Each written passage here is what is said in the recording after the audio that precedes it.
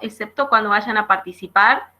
Si alguien ingresó con otra cuenta, con el nombre de otra persona, por favor, aclaren en el chat nombre y apellido, que es para la asistencia, para los certificados, ¿sí?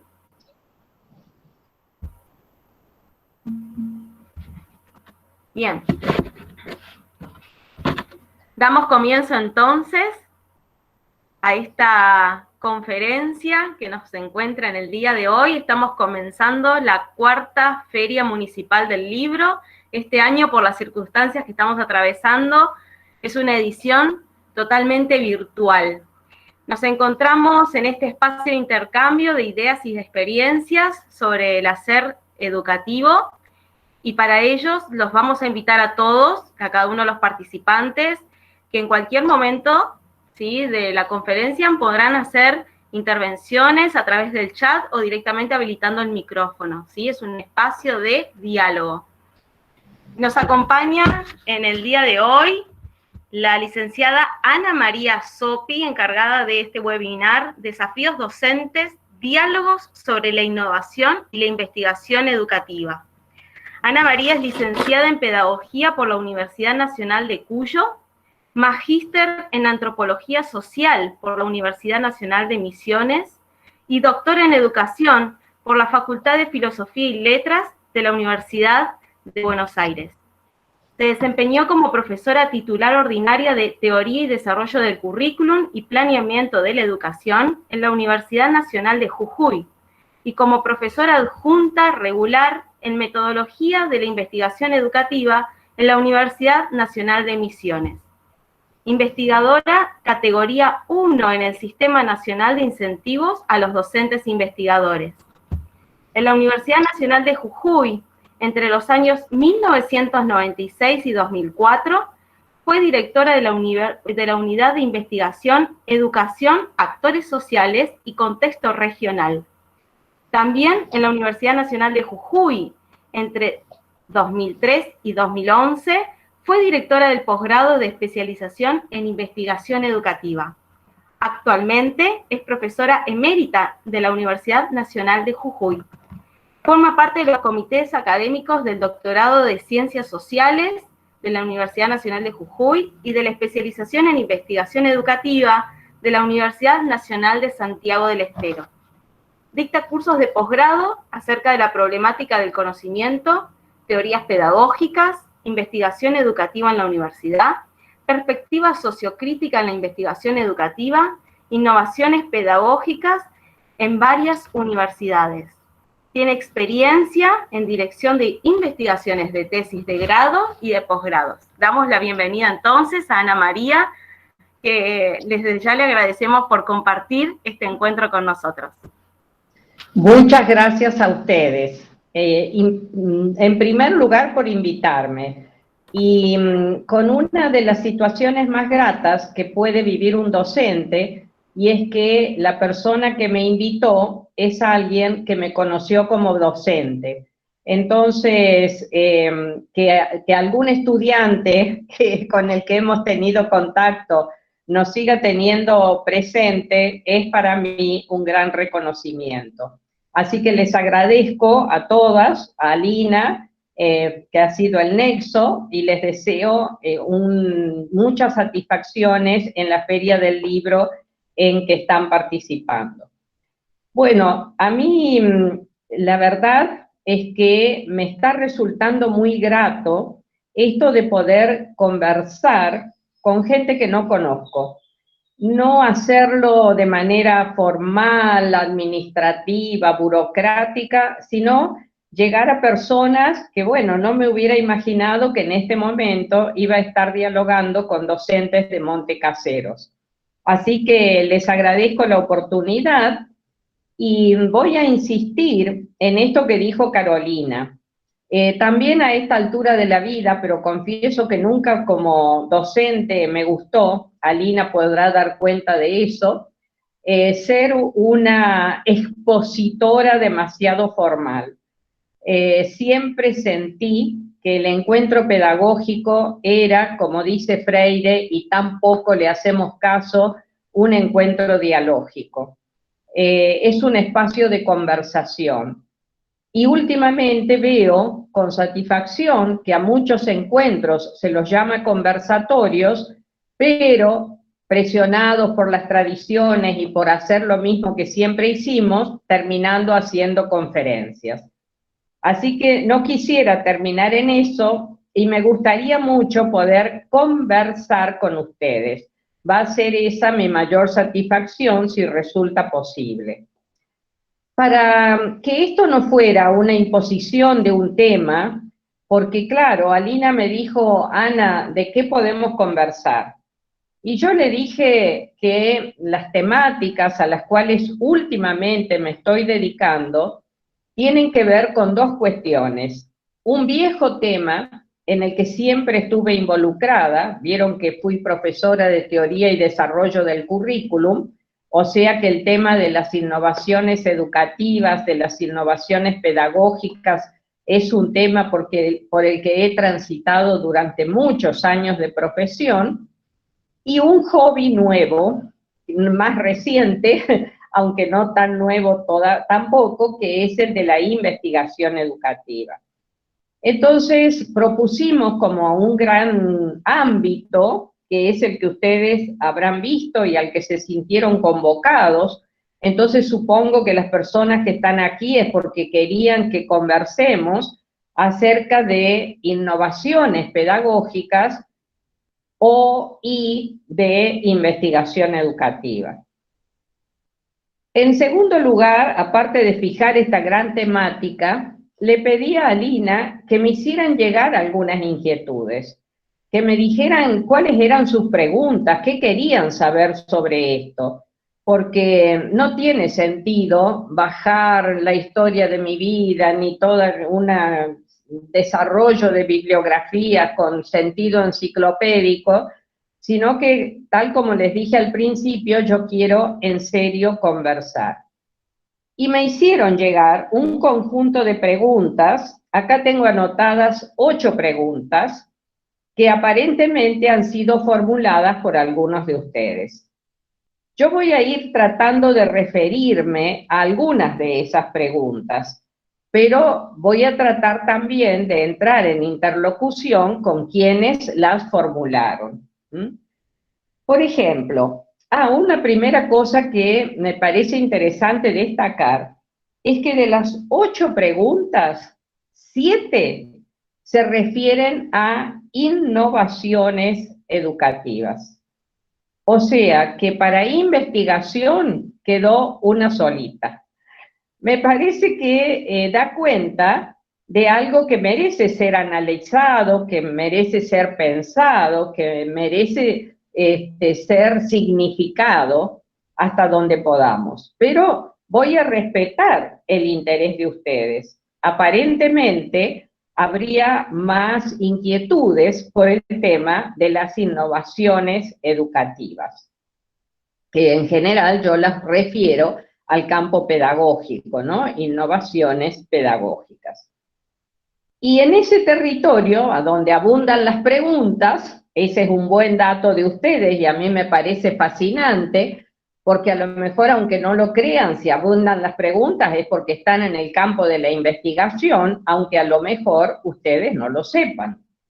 Pero bueno, las preguntas estas que abundan, por ejemplo, incluyen, no voy a leerlas a todas, vamos a ir trabajando con algunas, así como fueron formulando, más o menos siguiendo el orden en que me aparecieron escritas.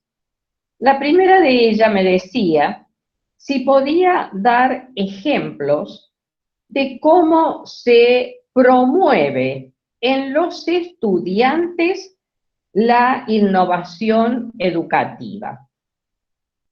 Es interesante y a mí me gustaría, si es posible, si está por ahí entre los participantes, que según observo son 36 en este momento, si está quien formuló esa pregunta, me gustaría, si puede, prender su micrófono y contarnos en qué estaba pensando cuando imaginó que podíamos dar ejemplos de cómo promover en los estudiantes innovaciones educativas.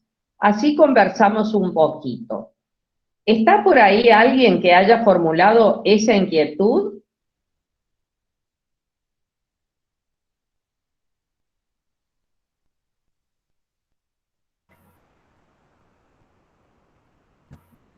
Va fluctuando la cantidad de participantes porque hay gente que como que tiene problemas de conexión y entonces ingresan y salen automáticamente.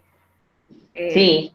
Puede ser que si de las que estamos no es ninguna la que formuló, es una de las que está entrando y saliendo por internet, más que nada. Bueno, entonces podemos pensarlo nosotros. Por ejemplo, cuando me puse a pensar en la pregunta, porque me interesa mucho esto de pensar en las preguntas de los estudiantes, me parece un principio pedagógico fundamental, que incluso hasta en sí mismo lo podríamos considerar una innovación si tenemos en cuenta que habitualmente no pedimos a los estudiantes que nos digan lo que ellos quieren saber.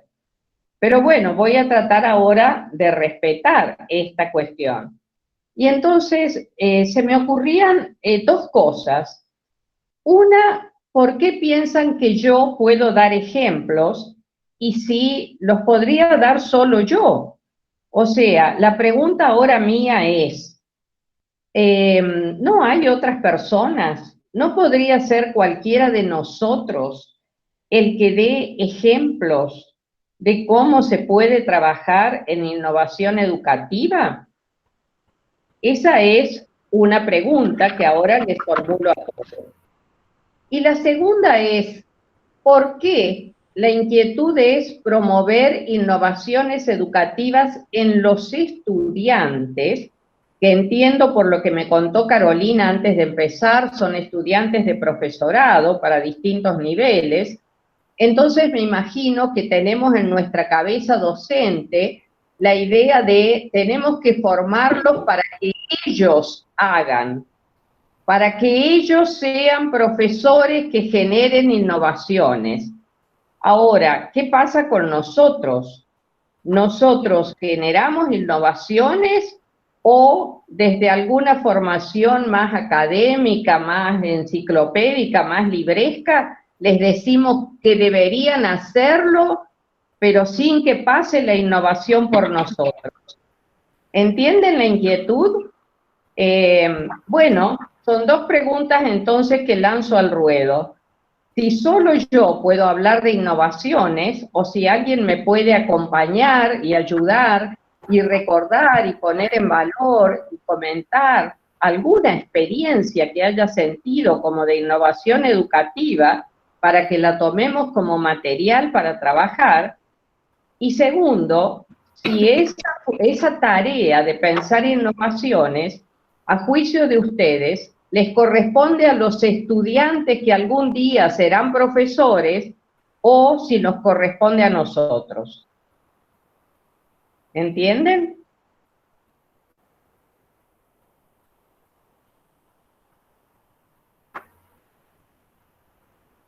Pueden habilitar los micrófonos, el que quiera intervenir. A ver si alguno se anima a contestar las preguntas. Parece que hay que tener mucho coraje. Sí, parece que sí, Ana María. Yo voy a romper el ruedo en decir algo, contestando más que nada a la primera, al primer interrogante, ¿no? Sí. Todos estos años he visto que hay muchos docentes que hacen prácticas innovadoras al interior de sus aulas. Pero creo que al docente, que es un gran promotor de conocimiento, le falta como ir un poco más allá y poder tener la capacidad de socializar esas propuestas que pensó en el aula, ¿no? De compartirlas con otro o por lo menos redactarlas, dejarlas por escrito, ¿sí? Armar algún documento que sirva de insumo para otros colegas para pensar sus propias prácticas. Parece que la innovación pasa por el aula, pero es como que no está como sistematizada. El docente no tiene quizás la costumbre o el hábito de redactar esas experiencias para poder analizarlas y compartirlas con otros, ¿no? Me parece que pasa por ahí quizás. Muy bien, Carolina, muchísimas gracias. Me das una muy buena ayuda. Y se me ocurren dos cosas de lo que vos estás diciendo. Una, vos estás planteando que las innovaciones existen, pero que lo que nos estaría faltando a los docentes es la posibilidad de registrarlas, de sistematizarlas. Yo diría aquí, precisamente, que en mi humilde opinión y en lo que estoy propiciando hoy en la tarea docente que realizo, ese es exactamente el punto de unión entre investigación e innovación. Allí es cuando la innovación se transforma en investigación. La investigación educativa no debería ser, a mi juicio, desarrollada en el ámbito pedagógico. La investigación que nutra nuestra disciplina pedagógica como campo de conocimientos profesionales y académicos, esa investigación debe, en mi humilde opinión, pasar ineludiblemente por una práctica docente que se haya puesto en valor. Por su calidad de innovadora o porque tiene algo que merece que la tomemos en consideración para ser más exhaustivamente pensada. Entonces, acá estoy propiciando una idea que es que la innovación en el campo pedagógico es la base, la materia prima, el sustento de la investigación educativa.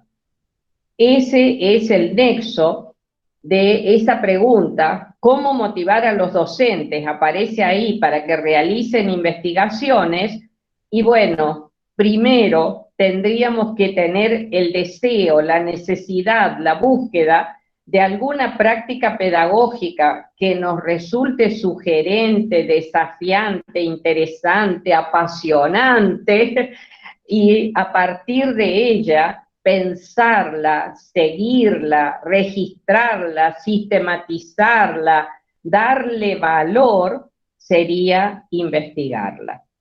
Así que esto que dice Carolina, proponiendo que seamos capaces de registrar, de escribir, de sistematizar, es la vueltita de tuerca que nos falta para que transformemos la innovación en investigación. Esa es una de las cuestiones que me parece interesante destacar, sobre la cual después también voy a dejar que ustedes vuelvan a opinar. Pero la otra cuestión que aporta Carolina y que me deja pensando es algo que, bueno, con el permiso de ustedes, me va a dar el pie para que les cuente por dónde pasó una de nuestras primeras investigaciones en la experiencia docente que fuimos realizando, en este caso en la Universidad Nacional de Jujuy. La pregunta es, tomando lo que dice Carolina, ¿por qué los docentes no escribimos nuestras innovaciones? ¿Por qué los docentes no sistematizamos nuestras innovaciones? Tomo dos palabras que usó ella, escribir y sistematizar. Yo agregué que eso sería investigación, pero digamos por lo menos que esas dos primeras acciones serían la base sobre la cual podemos empezar a trabajar. Y aquí que se instala para mí la pregunta, ¿por qué nosotros no hacemos eso?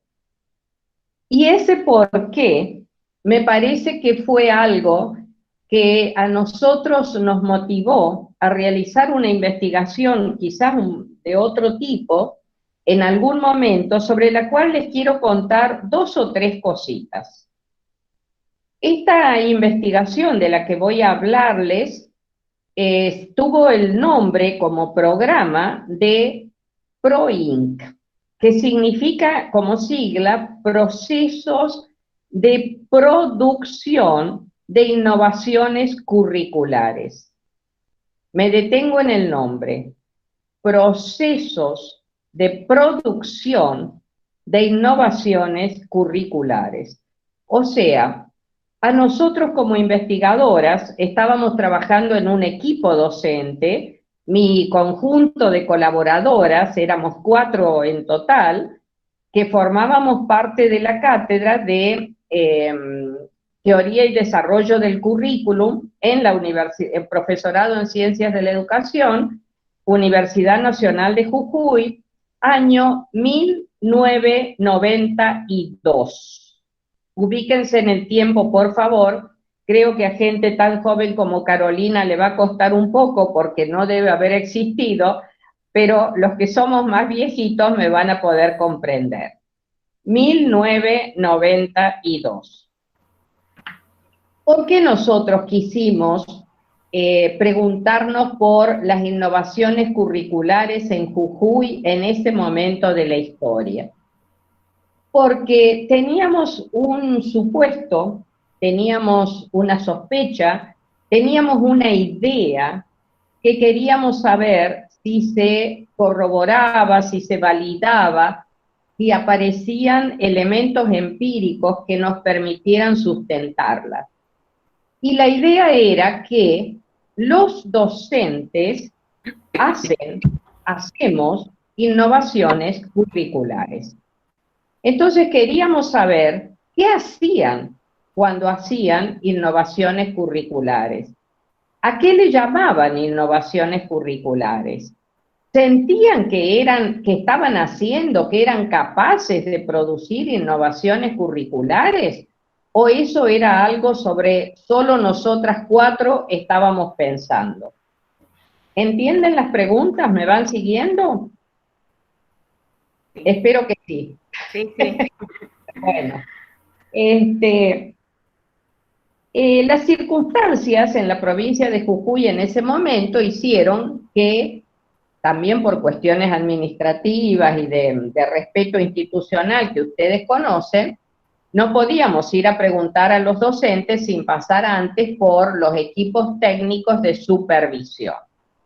Entonces, fuimos al Consejo General de Educación de la provincia de Jujuy, año 92, había un área específica que se llamaba Supervisión Técnica, con una excelente persona a cargo de esa función, una persona que había tenido ya una larga trayectoria docente en el sistema escolar y había llegado a ese cargo con la formación que aquilataba sus capacidades.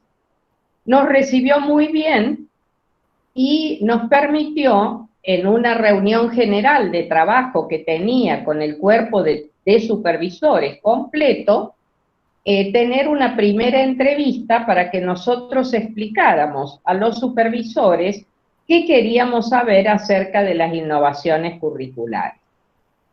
Entonces nos encontramos en una reunión con, no sé, 20 o 30, todos los supervisores de enseñanza primaria, que una vez por mes se reunían en el Consejo General de Educación, en la Supervisión Técnica Regional.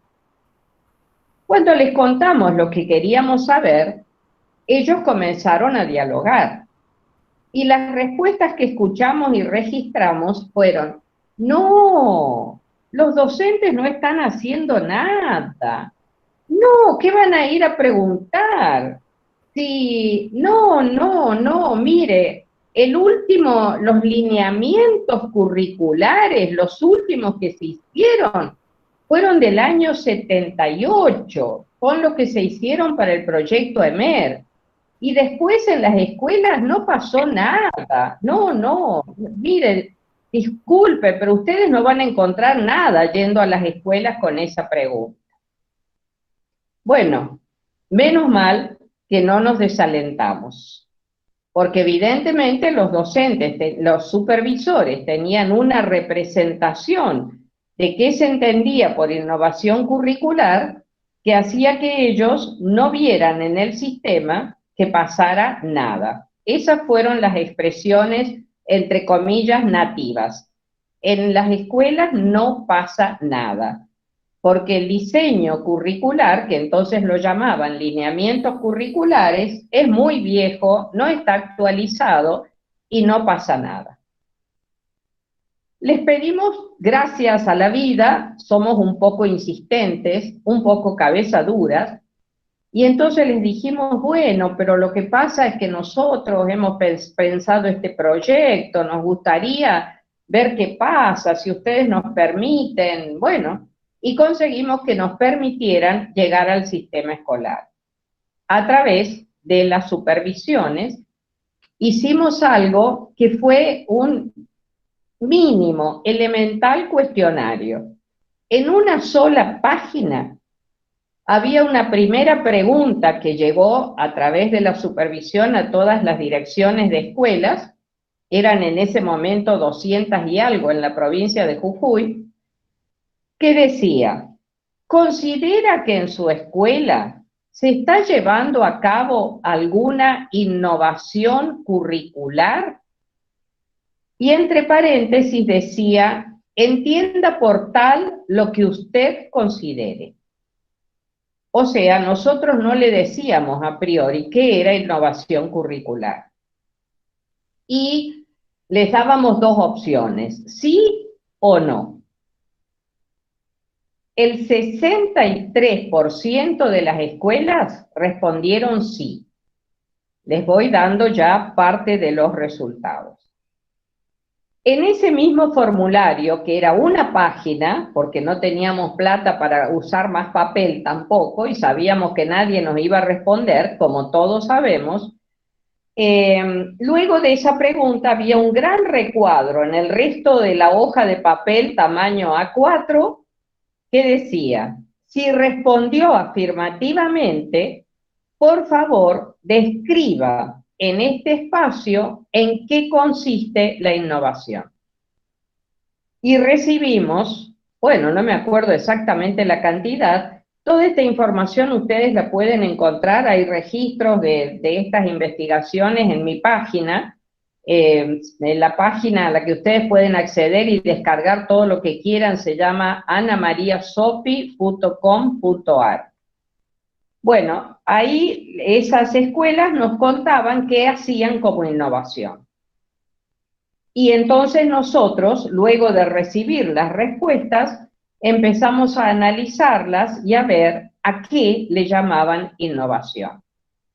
Y descubrimos que para esa época en que pensábamos que las innovaciones eran solamente innovaciones didácticas, en los componentes didácticos, en los objetivos, en los contenidos, en la evaluación, en la bibliografía, etcétera, etcétera, solo el 34% de las innovaciones pasaban por eso.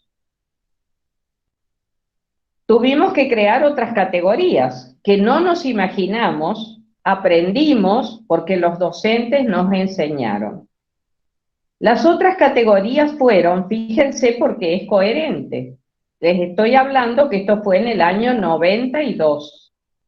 Veníamos de apenas, con muchísimo esfuerzo en la Argentina, haber recuperado la democracia.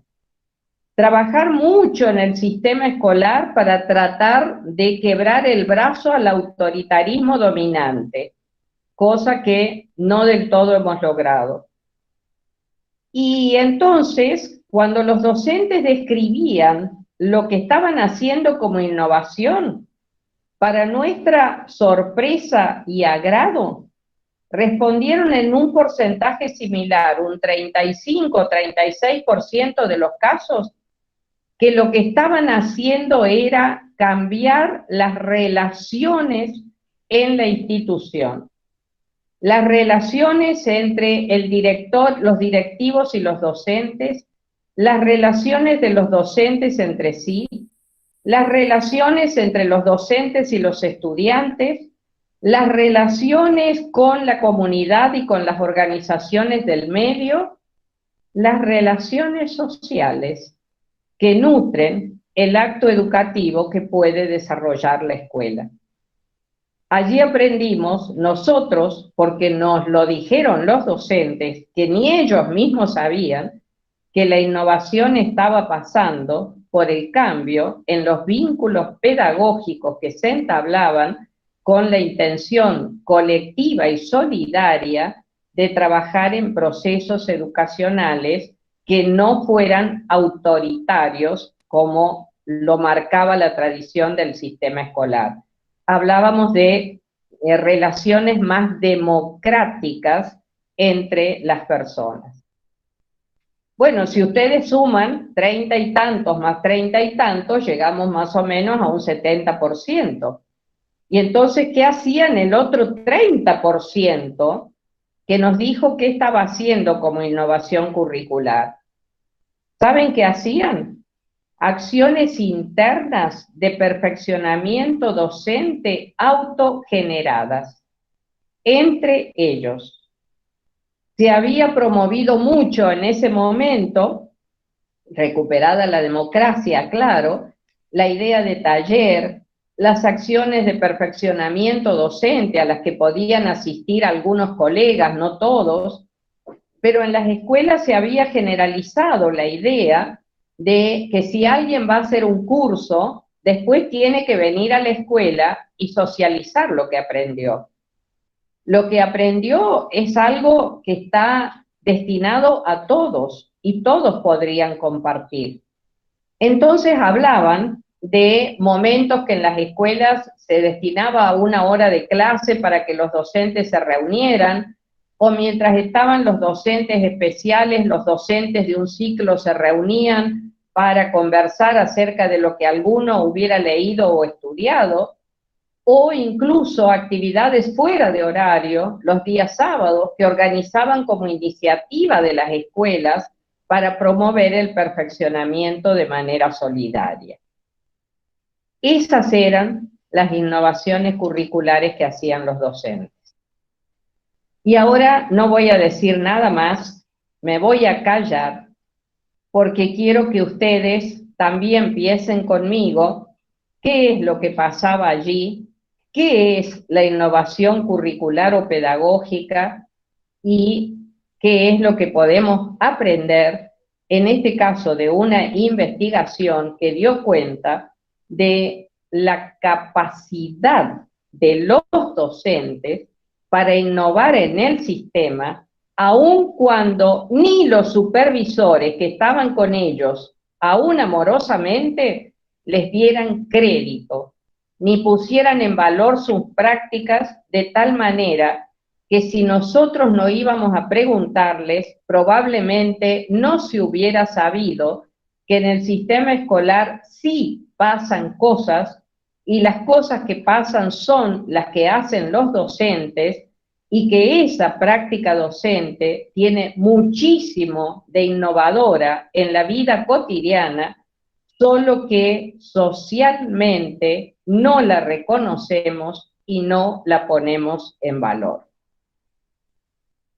Escucho lo que ustedes quieran comentar.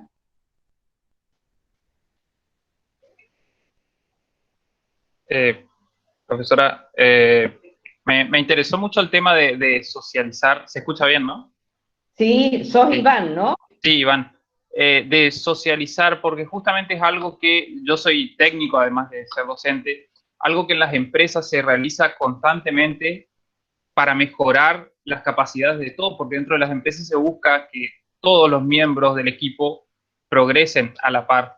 Y se hacen reuniones diarias donde se socializa qué trabajo se está haciendo, cómo se está haciendo, y después reuniones, bueno, cada, cada semana o cada mes para así hacer una reunión general y actualizaciones más grandes, pero las reuniones diarias son muy importantes para justamente para eso, para que todos estén al tanto de todas las actividades que se realizan dentro de una empresa, en este caso dentro de una institución.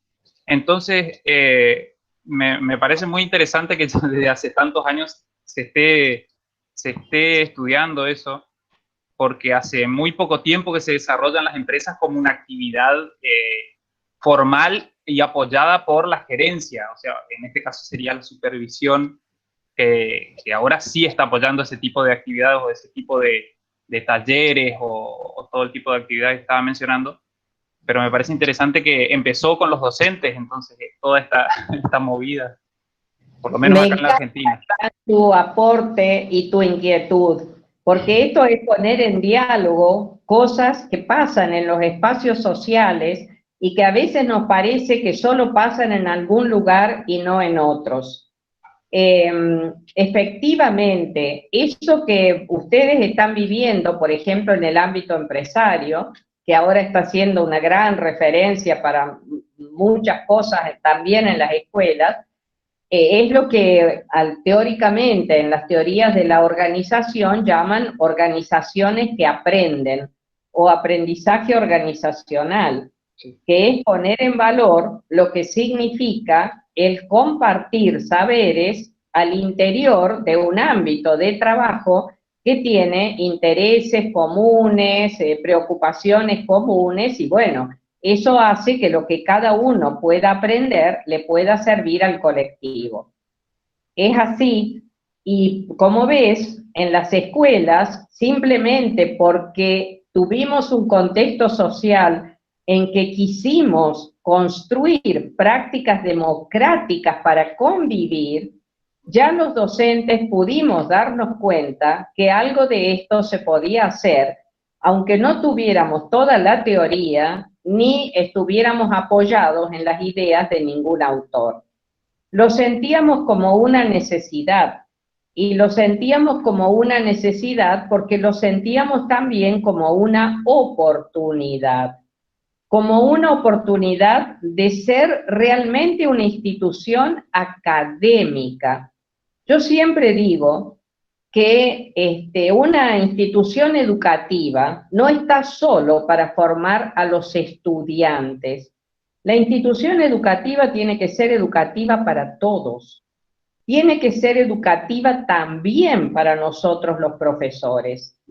Nosotros tendríamos que poder educarnos cuando vamos al establecimiento o cuando compartimos actividades del establecimiento. Y es más, les diría que nos educamos, pero nos educamos en la competencia, en la soledad, en el aislamiento, en que, bueno, que cada uno haga lo que le parece, porque yo finalmente con que acomode las cosas en mi curso ya es suficiente, o yo no necesito aprender de los demás porque yo enseño matemática, y qué me va a decir el de tecnología que no sabe matemática, no tiene nada para decirme, etcétera. Ese tipo de cosas son las que hacen que las acciones educativas en la sociedad se empobrezcan. Y yo diría entonces que también en las instituciones educativas se empobrecen. Y estamos desaprovechando espacios formativos que serían riquísimos. Ustedes decían, ¿cómo estimular en los estudiantes? Y no los vamos a estimular, señores, si ellos no viven cosas como estas. No les vamos a poder promover diciéndole, ustedes deberían hacer algo en que en sus escuelas los docentes aprendan. Les puedo asegurar que se dan vuelta y les dicen, bueno, pero ¿y nosotros acá dónde aprendemos? Entonces, el tema es que podamos pensar desde nosotros cómo generar situaciones que nos pueden ayudar a educarnos en algún sentido, a compartir algunas prácticas, a hacer encuentros en los que contemos lo que hacemos. Y fíjense, si simplemente contamos lo que hacemos, fundamentando para qué lo hacemos, cómo lo hacemos, cómo nos va cuando lo hacemos, volvimos al punto de partida que conversamos con Carolina.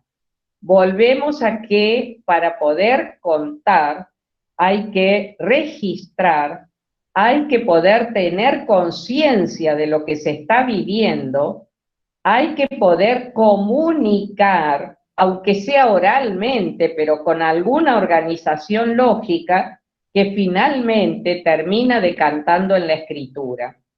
Y si la escritura de lo que hacemos se puede mínimamente organizar, sistematizar, hacer pública, ya que decimos que defendemos la educación pública, hay que ver qué publicamos.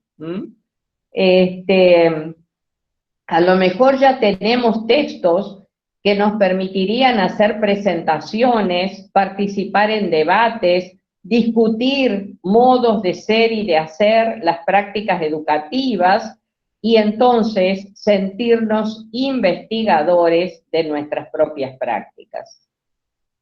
No es mucho, pero es mucho lo que podríamos hacer. No sé si lo comparten y qué otros comentarios, preguntas, etcétera, podemos incorporar para dialogar.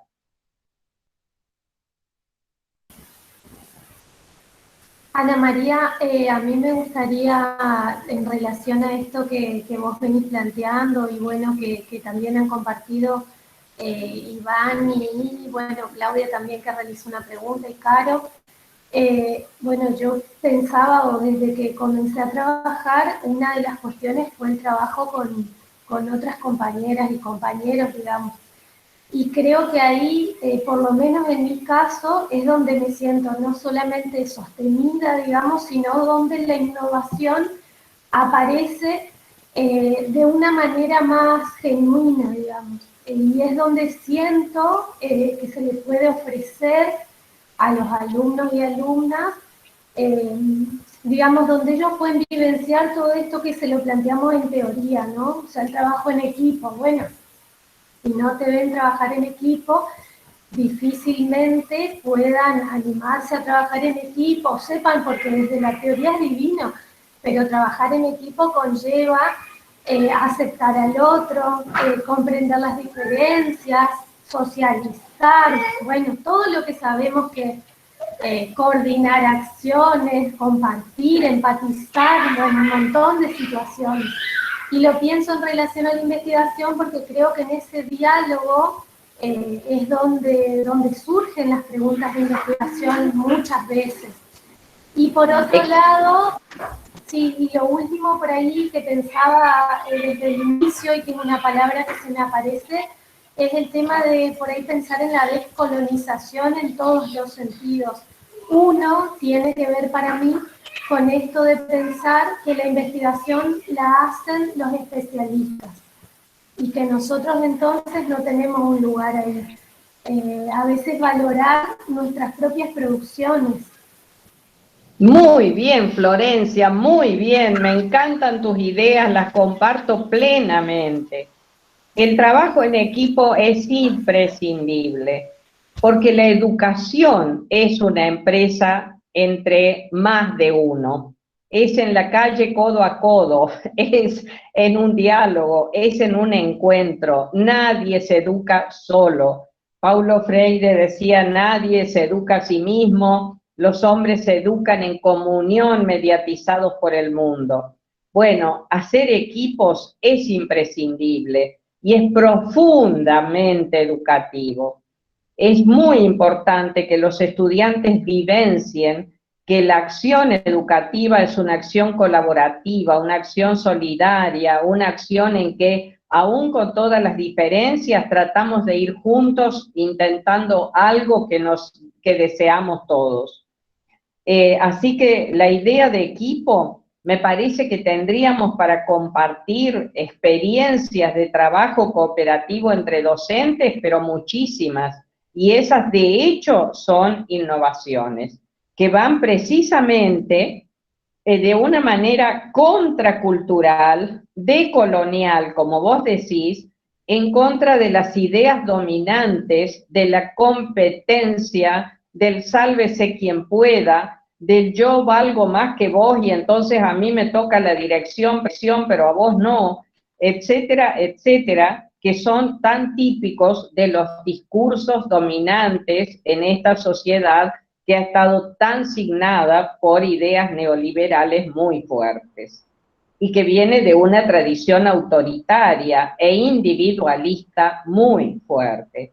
Entonces, realmente sería una gran empresa innovadora tejer redes de trabajo colectivo, de trabajo cooperativo, sería cambiar las dinámicas, como hicieron los docentes que nosotros conocimos, de relaciones sociales entre las personas para generar comunidades de práctica, comunidades educativas, que son educativas porque son colectivas, porque son participativas, porque son dialógicas, porque ahí podemos intervenir todos.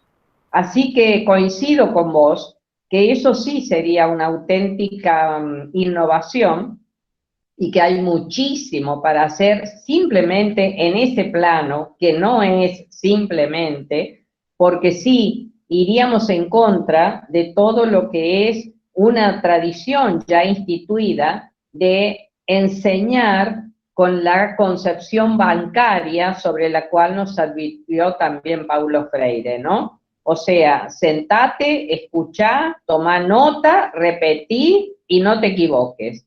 Eso no es educación. Eso es, sí, sometimiento, domesticación, colonización, porque también nosotros colonizamos a nuestros estudiantes. Y para eso tenemos que hacernos conscientes de la situación, para salir de ella. Ahora, ¿cómo nos vamos a hacer conscientes si solo nos miramos el ombligo? Si no tenemos la posibilidad de un otro que nos pregunte, escúchame, pero ¿y ahí qué dicen los estudiantes? Pero ¿y no te parece, no te pasó que tal cosa podía hacer ruido?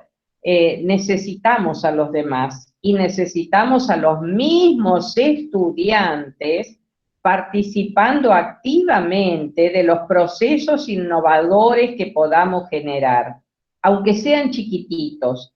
Y ahí sí estaríamos respondiendo a la pregunta, ¿cómo los estimulamos, cómo promovemos en ellos la capacidad de innovación?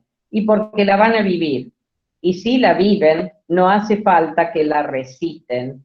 Simplemente la experiencia habrá pasado de alguna manera en sus propias vidas y eso es lo que dejará huellas para después. No sé si quieren hacer algún otro aporte.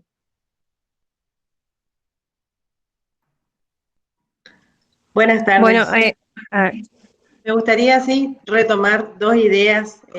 Una idea, la de Iván, de lo de socializar, tomando la escuela como una empresa, y otra idea, la de Florencia, del trabajo en equipo, y también la que acaba de decir usted de la vivencia, que es muy importante para el alumno. Si no predicamos con el ejemplo, difícilmente nuestros alumnos sean innovadores. O sea, nosotros les pedimos muchas veces que ellos socialicen, pero a nosotros mismos como profesores y formando equipo de profesores nos cuesta socializar nuestras experiencias.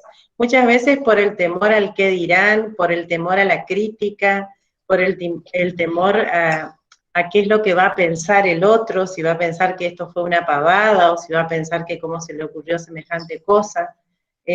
Son todos esos prejuicios que se instauran a veces en la práctica docente y que a veces también hacen que el trabajo en equipo se forme, pero no realmente pensando en un objetivo que va más allá, sino en un objetivo que se limita a la afinidad que hay entre las relaciones personales de esos docentes. Excelente, Roxana, excelente. También comparto todas tus ideas. Sí, es una articulación que tenemos que hacer en la cual el problema que tenemos es que nosotros mismos, por esos prejuicios que vos señalás, no ponemos en valor nuestras capacidades, nosotros mismos nos ponemos en el lugar de aprendientes, pensamos que tiene que venir alguien que sabe más a decirnos qué es lo que hay que hacer para mejorar la educación, y nosotros sabemos lo que hay que hacer, pero no nos animamos a reconocer que esas son ideas valiosas. Y voy a agregar una cosita más al comentario que se fue generando acerca de cuando tomamos el ejemplo de las organizaciones que aprenden, que bueno, nuestro compañero lo ha vivido en el ámbito empresario, pero ahora quiero hablar del ámbito educativo, para que no pensemos solo que es algo que vamos a importar de las empresas. Fíjense, yo he trabajado, y muchos de ustedes habrán pasado, por universidades. Las universidades también desvalorizan muchísimo la función pedagógica. Por eso yo pienso que la investigación educativa no va a ser una creación cultural de las universidades, va a ser una creación cultural de los institutos de formación docente, porque es en los institutos donde nosotros sentimos que nuestra misión, que nuestra razón de ser profesional, que el sentido de las prácticas es fundamentalmente la educación.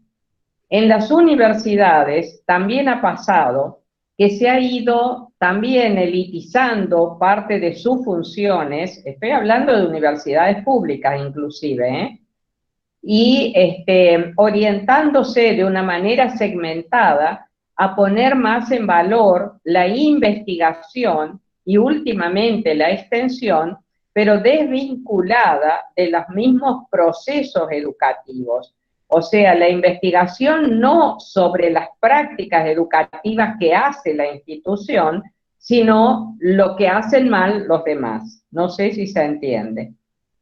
Más sobre la educación que a partir de las propias prácticas que nosotros realizamos. Pero bueno, así como critico a la universidad en cosas que me parecen no logradas todavía o insuficientes, también creo que está haciendo búsquedas. Y por ejemplo, fíjense lo que nos pasó en una facultad hace apenas 2 o 3 años. Les estoy hablando de la Facultad de Ciencias Forestales, que funciona en la ciudad del Dorado, en la Universidad Nacional de Misiones. Habitualmente, ya es tradición en las universidades, todos los años se hace algo que ustedes habrán escuchado nombrar o habrán participado, que son las jornadas de ciencia y tecnología. Todos los años las universidades tienen jornadas de ciencia y tecnología, como ya parte de un funcionamiento institucional, generalmente al final del año. En esas jornadas de ciencia y tecnología, ¿qué se hace? Se comunican de distintas maneras, en paneles, pósters, conferencias, mesas redondas o como sea, lo que se está haciendo en investigación. Entonces los investigadores cuentan a todos los que estén ahí interesados en su trabajo qué es lo que están haciendo. En esta facultad que les digo, un buen día nos pusimos a conversar y dijimos, ¿por qué las jornadas tienen que ser solo de ciencia y tecnología? ¿Y si hacemos jornadas académicas y nos reunimos 1 o 2 días al año, toda la institución, para que cada grupo de docentes, cada departamento, cada, no sé, carrera, cada cátedra, cada algo, comunique a los demás qué hace, por qué lo hace, cómo le va en eso que hace, cómo va escribiendo, cómo va dando cuenta, cómo va sistematizando lo que hace? Bueno, esa facultad ahora tiene jornadas académicas, que son jornadas anuales en las que los diferentes departamentos, porque la universidad en este caso está organizada en departamentos, pero podrían ser cátedras, podrían ser carreras, podrían ser, por ejemplo, bueno, la Universidad de la UNE, ahí, muy cerquita de ustedes, en Resistencia y a veces en Corrientes, porque lo organiza el rectorado, hacen los encuentros anuales de innovaciones pedagógicas. Y allí los docentes inscriben sus trabajos, presentan sus trabajos, comunican sus trabajos y en cada comisión se discuten sus trabajos.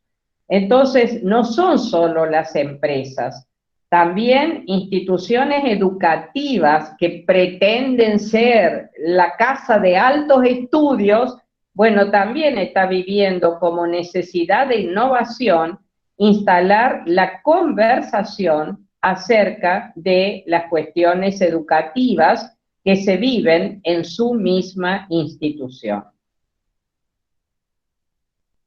Bueno, no sé, porque estamos ya llegando, ya llevamos casi una hora de conversación. No quiero abusar del tiempo de ustedes. ¿Qué hacemos, Carolina? Acá hay una pregunta, Ana María, que plantea Claudia, y ella dice, ¿por qué no se le da mucha importancia a la investigación desde la superioridad? Y esto tiene mucho que ver con los cambios que sufren cada tanto los planes de estudio de carreras docentes, en donde se resta carga horaria, o en algunos planes por ahí se suprimen espacios curriculares que justamente tienen que ver en este caso que nos toca con la investigación, ¿no? Es como que se acerca mucho a lo que yo les conté de los supervisores. sí. Desde la visión de las burocracias centrales de la administración y de la conducción política del sistema, se entiende que solo va a ser innovación lo que se instala desde las políticas, desde lo que se instala como decisión curricular de cambio de planes de estudios o cambios de régimen legal o cambios decididos por las cúpulas que están configurando esas burocracias tecnoeducativas. Y está bien, eso puede ser innovación, pero no tienen en cuenta, porque ahí sí que estamos colonizados, que en realidad la institución no es idéntica a sí mismo todos los días. Está viva, está cambiando, está generando cosas, está haciendo cosas, esas que el 63% de las escuelas primarias de Jujuy estaba haciendo y el cuerpo completo de supervisores no podía ni siquiera reconocer aunque las estuviera mirando. Porque su idea, su representación, es que solo era innovación lo que se establecía desde los sistemas de conducción. Por eso, desde esos sistemas no le van a dar crédito a lo que hacemos los docentes, porque no se tiene confianza y no se tiene suficiente respeto profesional a lo que hacemos los docentes, en parte también porque nosotros mismos no ponemos en valor lo que hacemos. Ya lo dijo Carolina al principio, no lo registramos, no lo comunicamos, no lo sistematizamos, lo ocultamos y finalmente el día que podemos lo dejamos de hacer. Entonces, no solo es culpa de los demás, es que nosotros mismos no valoramos las prácticas pedagógicas en nuestra propia profesión. ¿Alguna pregunta? ¿Algún comentario que quieran hacer?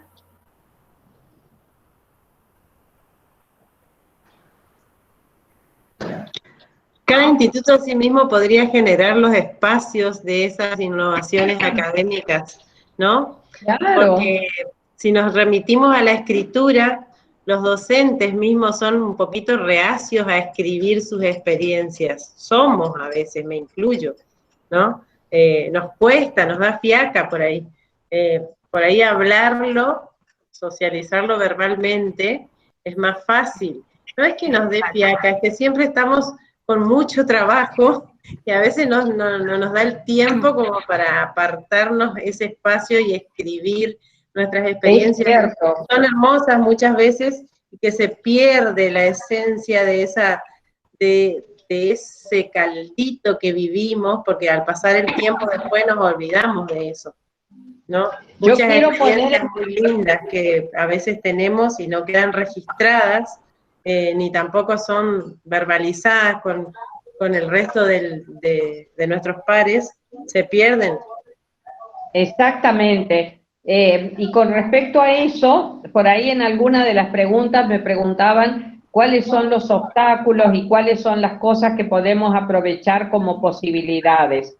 Los obstáculos, sinceramente, que está tan normatizada para determinados registros académicos la modalidad de la escritura, entonces de alguna manera nos dejan al margen, porque es como que uno no sabe hacer un informe y entonces no lo puede escribir.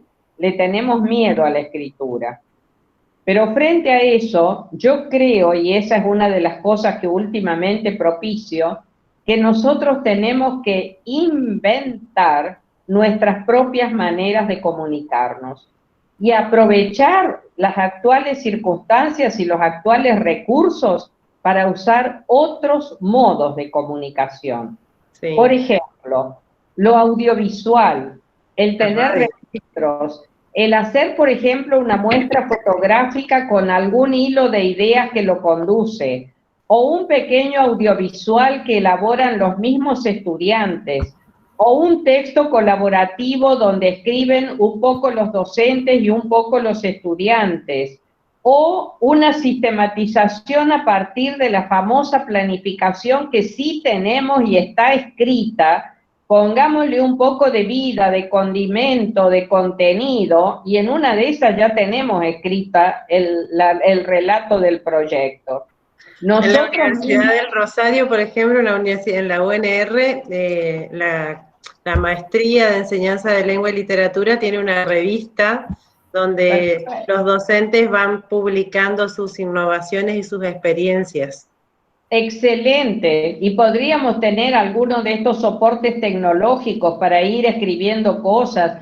No tenemos que pensar que lo que se escribe una vez es para siempre. Las experiencias pedagógicas, si son buenas, se van a sostener en el tiempo. Y lo que hicimos el año pasado, escribiremos 3 renglones, pero lo vamos a mejorar para el próximo, y entonces le agregamos 3 renglones más y 4 fotos más y 5 argumentos más, y ya tenemos una nueva producción para el año que viene. O sea, tenemos que pensar nosotros cómo poner en valor las prácticas pedagógicas innovadoras que hacemos para transformarlas en investigación, en educación, en investigación educativa, en investigación pedagógica, que nutra los saberes acerca de la educación que construimos los mismos docentes en nuestras prácticas. Bueno, creo que nos vamos despidiendo, no sé qué les parece. Desde ya, gracias Ana María por tu tiempo, por compartir con nosotros esta tarde en este encuentro virtual. Desde ya te queremos agradecer por la participación, así que creo que sí. Para mí ha sido muy grato conversar con ustedes, me gustaron todas sus intervenciones, les agradezco que me hayan ayudado en esta conversación, y bueno, que sigamos lo mejor posible y podamos acompañarnos y ayudarnos en todas las ocasiones en que con el aporte de todos nos podamos sostener. Exacto. Muchas gracias a ustedes también. Gracias a todos por participar. Sigan la programación de la Feria del Libro a través del canal de YouTube, y próximamente esta charla la van a encontrar en el canal. Así que gracias a todos. Después mándenme cómo la puedo recuperar, si quedó, dale, para ponerla también en mi página a disposición de los demás. Totalmente, y cuando pase todo esto te vamos a ir a buscar, Ana María, y te traemos. Te vengas a... Me va a gustar mucho visitarlos, con muchísimo gusto. Un abrazo inmenso. Gracias. Gracias. Chao, gracias. Muchas gracias, adiós. Adiós.